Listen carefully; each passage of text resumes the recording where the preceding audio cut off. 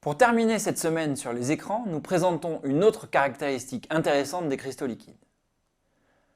Nous avons vu que les cristaux liquides sont très turbides. Ils diffusent fortement la lumière. Cette propriété peut être utilisée pour réaliser un écran opaque contrôlable.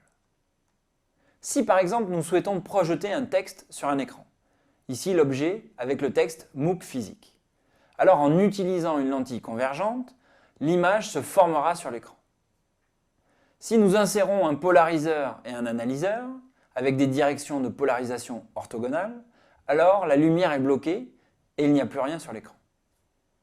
En insérant une cellule de cristal liquide Tn, le texte réapparaîtra sur l'écran puisque la cellule de cristal liquide fait tourner la polarisation comme nous l'avons vu précédemment.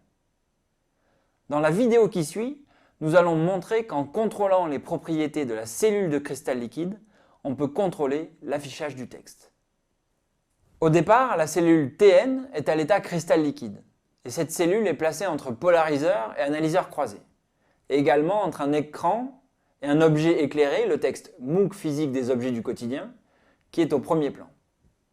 Nous voyons donc le texte affiché sur l'écran. Si nous chauffons le cristal liquide au-dessus de la température de transition du cristal liquide, pour être dans un état de liquide isotrope, alors la cellule ne fait plus tourner la polarisation et le texte disparaît sur l'écran. En contrôlant l'orientation des molécules de cristal liquide, on peut donc contrôler l'affichage d'un texte sur un écran. Le point important est qu'il n'y a ici pas de pixels, mais une cellule de cristal liquide globale. D'autre part, nous avons ici agi sur la température, mais d'autres méthodes existent également, avec des champs extérieurs, comme un champ électrique par exemple.